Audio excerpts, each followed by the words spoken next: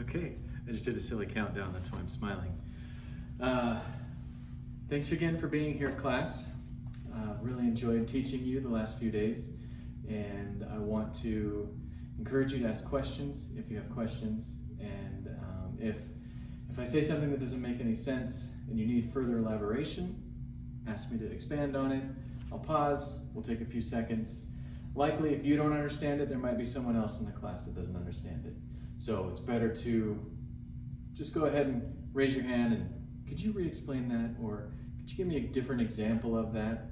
That would be perfect. Then we can all get on the same page.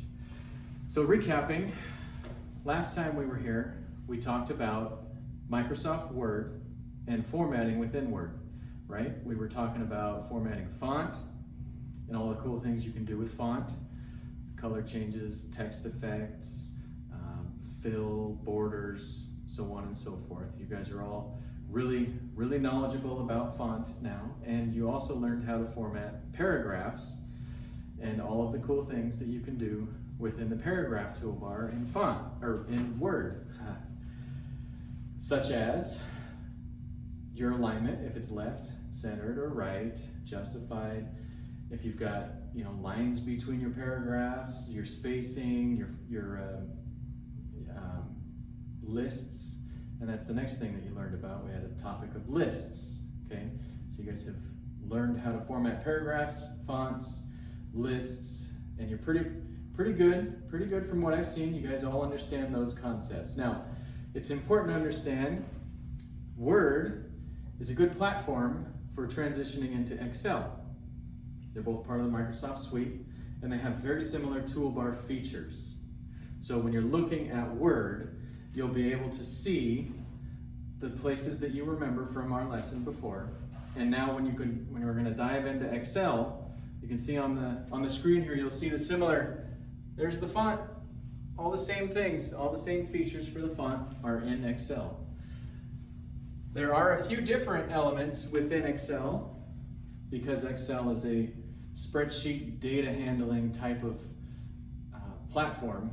So it's not as text heavy. It doesn't really rely on paragraphs more so than it relies on data input and individual cells. Now cells are common, the common places for, let's start a brand new spreadsheet. You guys should have already learned how to do the basics of Excel in a different class. But just for fun, we'll do a brief overview. We'll open a new one and we'll go new blank worksheet. Okay, so here we're starting at the very beginning, A1. You'll see how it's set up in a grid format and it's numbered 1 through infinity, and then A through, I believe it's Z, and then it picks back up on AA. You can adjust as needed. Your table can really be as big as you need it to be to handle the information that you want. If you get too big, you got to use a different format. However, for this case, in each individual little spot, each position is called a cell. So this is cell G8, A1, right, I5, those types of things. So now that we've kind of brushed up on some of the basics of Excel and that verbiage when I'm explaining things, and I reference a certain cell number because I'm about to jump into a document that has a lot of different tables inside of the text itself, inside of the spreadsheet itself. They're called spreadsheets because if you lay it out on a piece of paper, you can spread 4 or 5 different pieces of paper out and they can all be part of the same book. Down at the bottom in Excel, you'll see right over here, down here on your tab, it says Sheet 1. That is a reference tab because you can have multiple workbooks open for each different type of information you're trying to input. So we'll go back to where I was here. And there's a lot of reasons that you would use Excel. One of the coolest things about Excel is that it's an easy way to track numbers.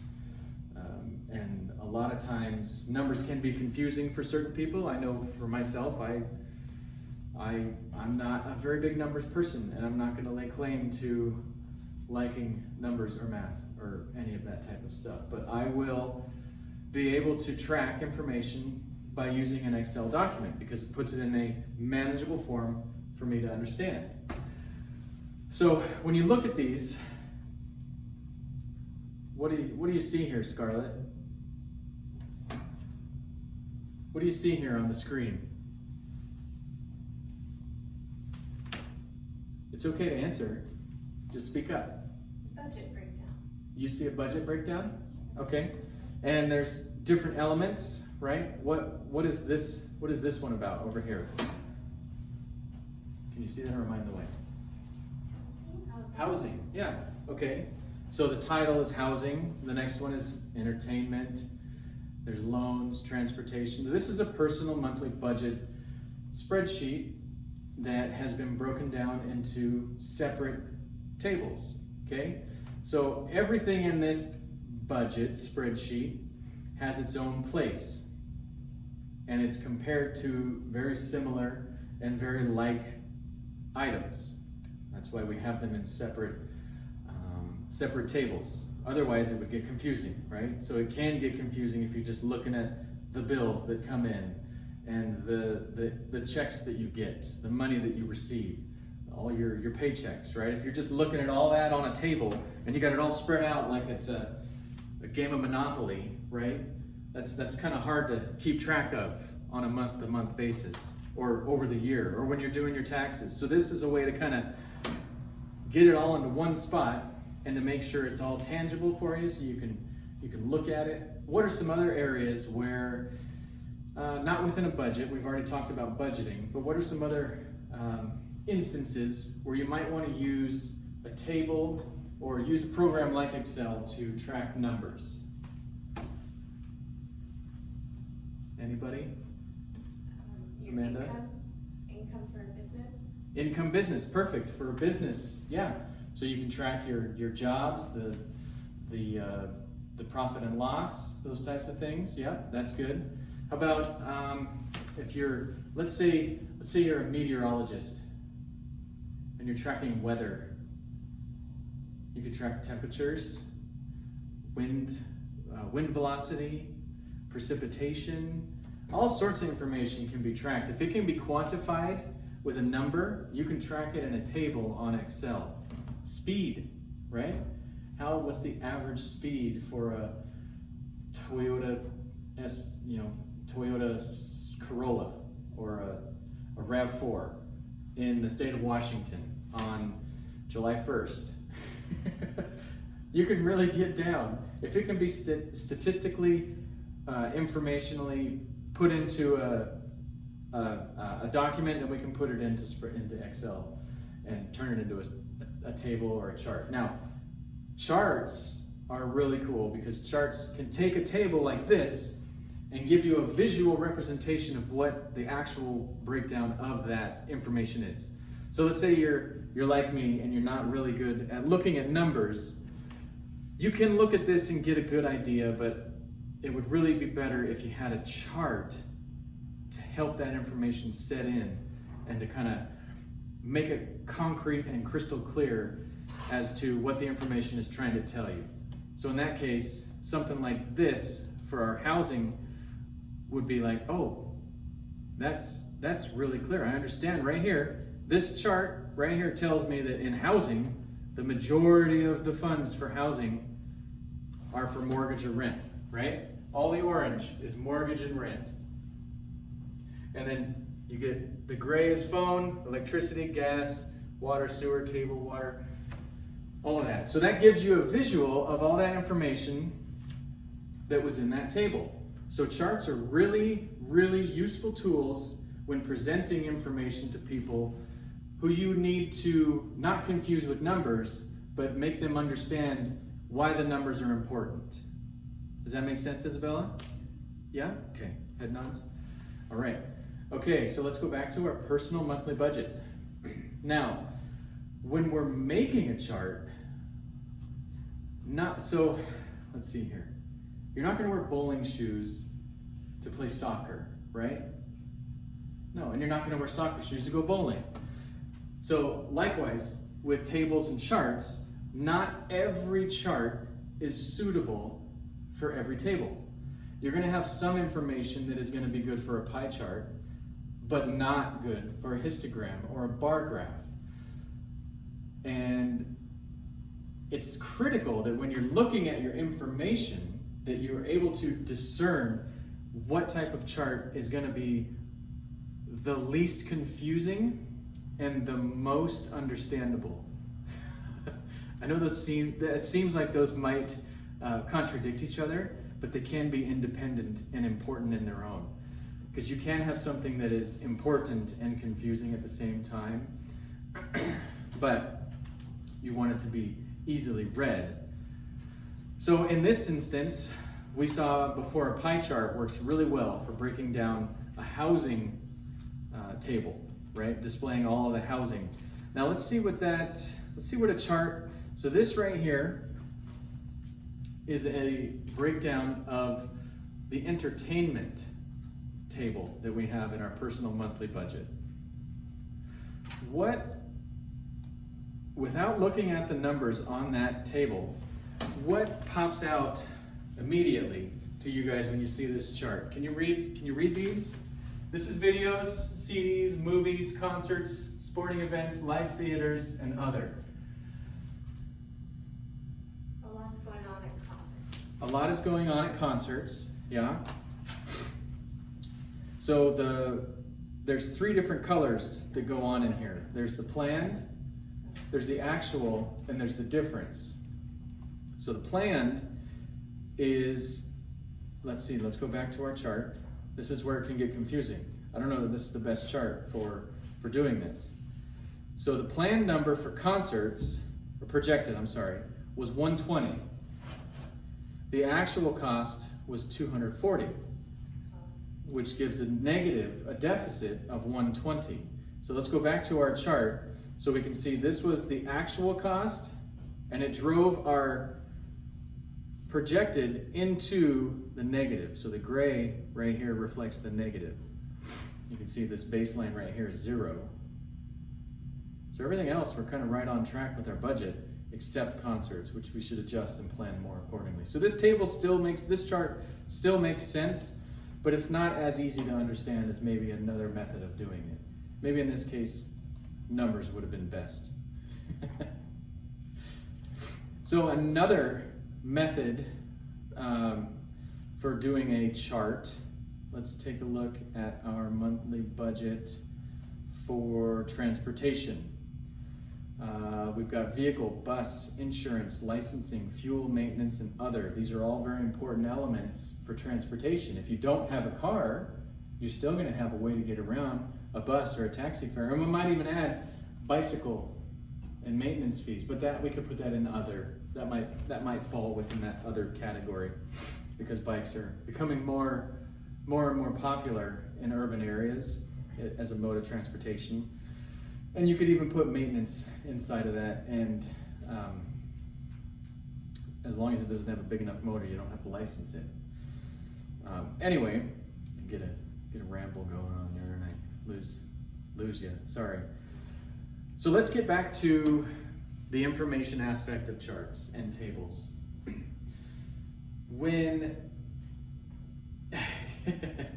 you're looking at information and you're trying to figure out which table to use, you can go into Excel and follow along with me to make a chart based on one certain table. You want to isolate that information. So we're going to take that housing table that we were looking at the beginning, and we're going to highlight that entire table up to the heading.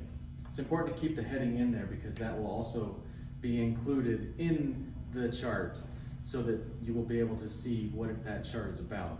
And let's go to Insert on the tab bar, and there's an entire section on this format part right here for charts. There's a lot of charts. We're going to focus on a few important ones right now. Before we focus on anyone in particular, I'm going to point out Excel is a pretty smart program. So there's a big logo that says recommended charts with a question mark.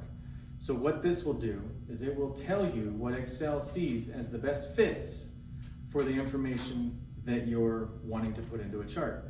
So let's click that and see what it tells us. Okay, so this is, even if we weren't to click that and we were to go to pick a chart, this is where it would tell us, and it would show up. We would have recommended charts off to the left in that little toolbar area over here. And so this gives you recommendations, I think, whether you want them or not. But if you just click recommendations, it'll give you the best, most efficient uses of charts for the information that you're trying to let your reader see. So in this case, it shows us a cluster bar, which cluster, obviously you see the pairs of, or the clusters, I'm sorry, of colors, blue, orange, gray, on that line, starting at the baseline again of 0, because when you're dealing with money, that is a constant. You can have 0, you can have negative, and you can have positive. Also gives a stacked bar, which is unclustered. Each one of those lines represents one section with each color involved. Clustered columns means that instead of having the bars, they're just vertical, up and down. Stacked columns, a bubble, that's a weird one. Here's another cool thing about Excel. I've never used a bubble chart, and I don't know that I ever will use a bubble chart, but it tells you why this is applicable for this information. A bubble chart is similar to a scatter chart and also shows relationships between sets of values, but compares a set of 3 values instead of 2. The third value determines the relative size of the bubble. So looking at our information, yeah, I don't know how you're gonna show this to a person and say, here's my housing budget, check it out, what do you think? It's not gonna work, is it? So then what about 100% stacked? Does this one make sense?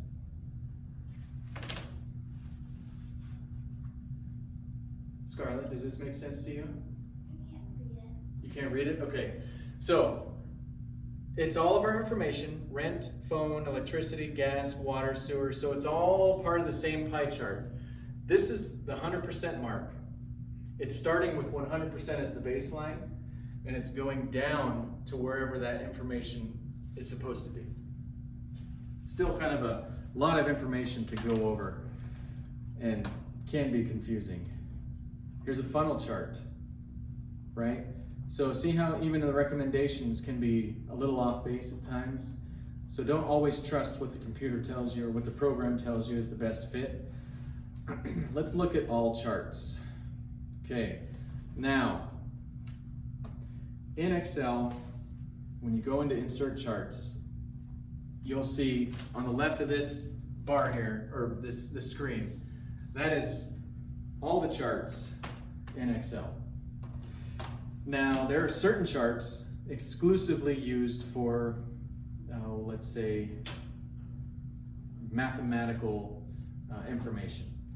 And for those, we're not going to dive into those. Others are exclusively used for financial information, more specifically stocks. So stocks and bonds have their own way of tracking information. And it can get really confusing if you're not in stocks, looking at stock information.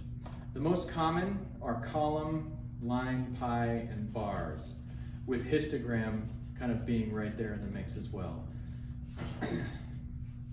So we're going to look at this information in a column line, and we'll go over here and you can hover over every different example and it'll show you what it'll look like before you actually select that type of chart. So you can see with this type of chart, sorry, my mouse keeps sliding down on me. It's got a really clear table of contents.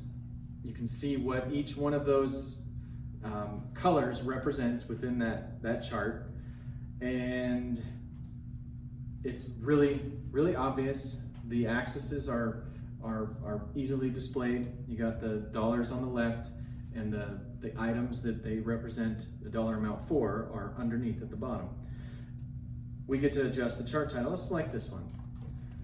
So we're going to go ahead and select this chart, okay.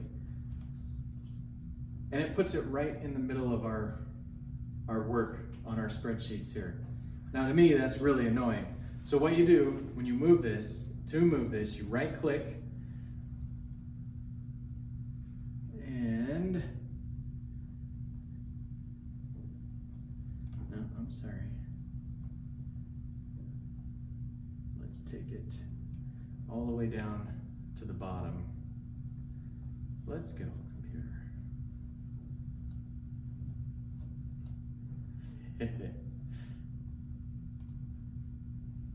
Why aren't you moving? Keep going. Hopefully your computers are acting a little bit quicker than mine currently. I think after pets is personal care. There's a lot of things that go into a personal budget. Go. All right, so now that we're into free space, we're gonna put it right here. Cool. Now, let's get into this chart and edit the text for the chart title. What would be an appropriate name for this title? You remember what this information was that we were looking at? Budget? What was the specific type of budget that this chart represents? It's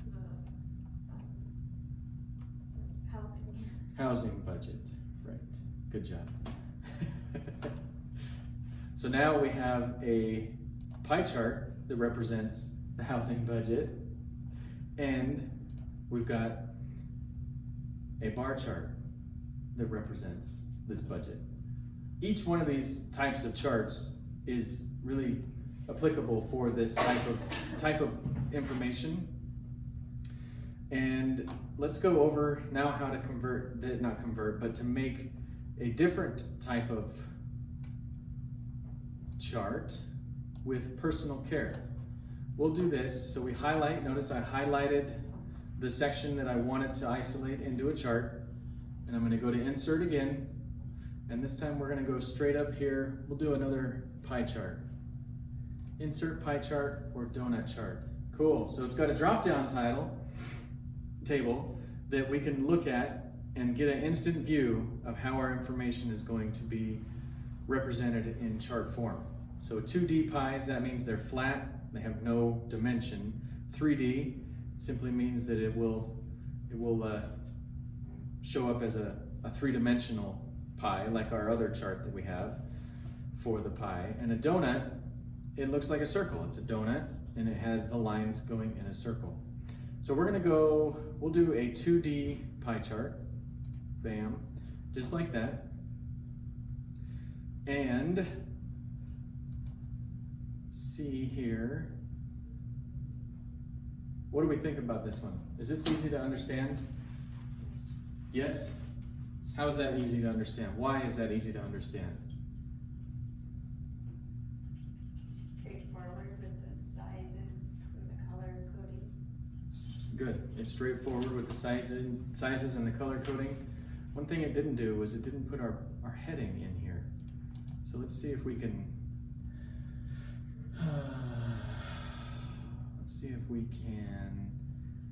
insert a text box or put a chart name on it. We'll move it down below where our other chart is as well. Okay. So now that we have these out of the way, we can right click on the border of the chart and move the chart to anywhere we want. We can actually create a new sheet like I did for chart 1 and chart 2.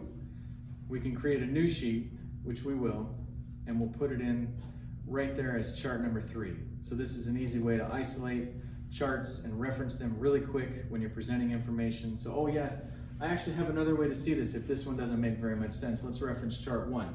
This is the same information, but in a 3D pie chart form. So that's a little bit more understandable, okay? So the bar chart and the pie chart representing the same elements. Now, some really cool things that you can do. You can get really creative with the way that you present this. There's other ways to, I mean, you can, up here, once you've gotten into the individual chart that you want to isolate, you can go and modify and format it. We know all about formatting, right? Formatting is a big deal when it comes to Word and Excel and all of the Microsoft suite. One thing to remember when you're formatting, and your primary objective is to relay information effectively and not confusing your reader, right? So in order to do that, you don't want to have a whole bunch of fluff. Fluff is good for like birthday cards and flyers for yard sales or you know, lost animal sheets, that kind of stuff. Or hey, it's Spirit Week at school. Let's put a lot of cool looking stuff on this. This is really, it needs to be clean, it needs to be concise, it needs to relay the information and really nothing else. If you work for a company or you're at a school and you want to make the colors kind of coordinate with your school or your company, great. But don't do it to the detriment of your document. Your document is what matters here. So the one that I had selected initially is the one that we're going to keep here. It's easy to understand, it's not too cluttered. It's got a nice table down at the bottom, allowing the reader to reference what those elements represent if they don't already know because of the lines up there showing the slivers that they represent. So there's other things that you can do as well within this, is you can change the chart type. Let's say you decide you don't want to do this. You can take this same chart and make it let's go back to the pies, and we'll do a pie of pie. So this is going to break it down even further. Okay, so then we'll be able to see this, and it's going to take one of the points that you want and expand on it and show what those others represent. So really cool if you have a section of a pie chart that has a lot of different things in it, or an other section, you can isolate what that other is and create a third or a second way to show what that other is. But I think we're gonna go back to that original pie chart because that was a good looking pie chart. There we go. It's not a key lime pie, but it's kind of a pumpkin pie. Not really, that's a bad pie joke. So anyways, what type of information is good to put into a pie chart? You obviously know that budget information works. What might be some other information for a pie chart? Survey information. Survey information, okay, yeah. So political polls, those types of things. Questioning, yeah. You can actually take word information, words, and you can apply, tallies to them and collect collections of words or answers and put them in a pie chart. Perfect. That's a great answer, Amanda. Well done. If I had candy to give out, I would give you a candy, but I don't, sorry. Isabella, why would you want to use a bar chart?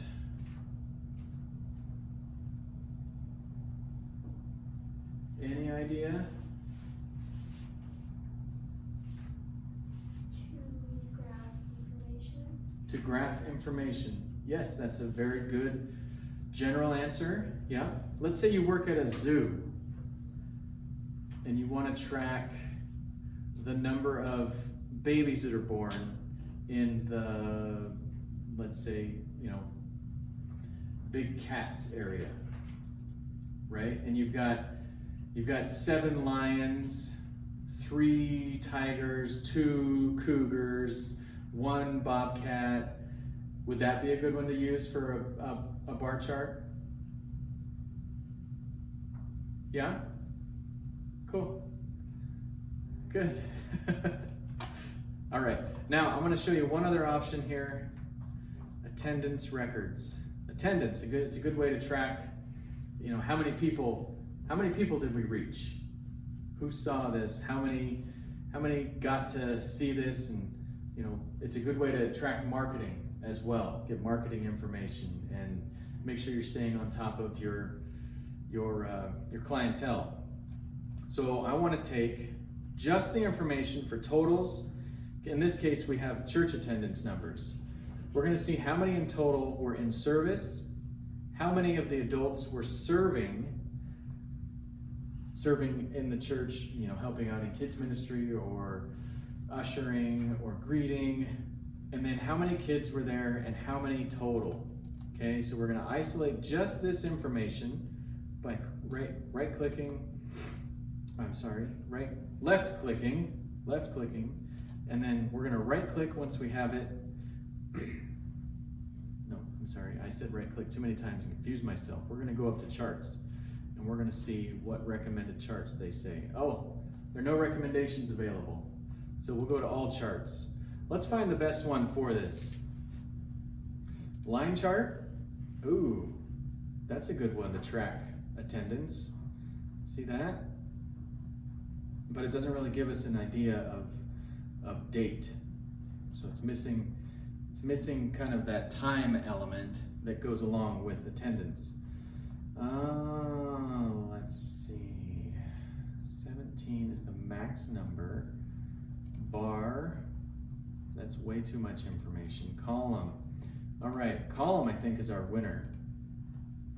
So here you can see it's got the totals for each value that we wanted to know. How many were in service, how many adults were serving, how many kids there were, and how many total there was.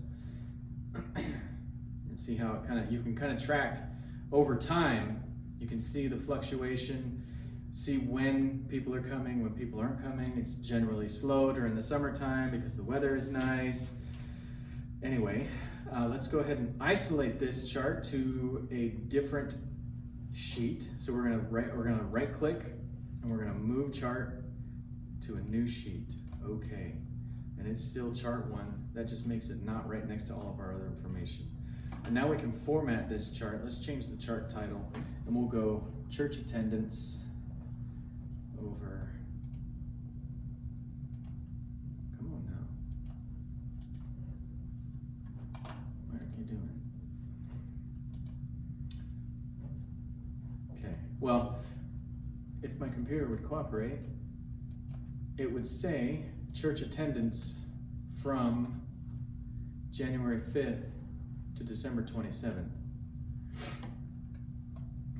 So that's a good way to track information over time, is with the line chart that gives you the visual of the ups and downs of populations. So another good method for charts. So now you guys have all learned the basics of charts, taking tabular information, putting them into charts, and which charts would be applicable for certain tables and which charts would not be applicable. I'm going to hand out an assignment. If you have a question on the information, my email is on the assignment. You can email me. I'm thinking of using this chart. Or after, I would encourage you to input it into a chart form and see if it makes sense to you first. I want you to trial and error, figure out. That's the best way to learn when you're doing it yourself, is to see if the information you want to put into a chart actually works as a chart.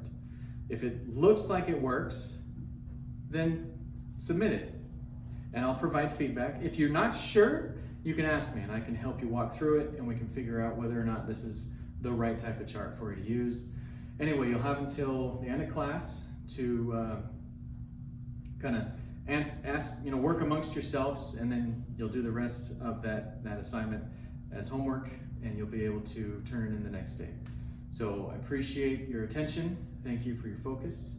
Again, it's valuable to me, and I thank you for being amazing students, and for me being able to teach you. It's been a joy. Okay, don't make me cry. All right. Again, I've got information on there for you to reference. My email if you need more help. But lean on each other, lean on your own knowledge. You know a lot now, okay? Excel's not that difficult. Making charts are not that difficult. Finding information can be difficult, but there's information on the worksheet that you're going to be handed out that's going to give you, you're going to have to tabulate all that into a table and then figure out which chart to work from. Savvy? Savvy. All right. You guys have a wonderful day. You too. Thanks.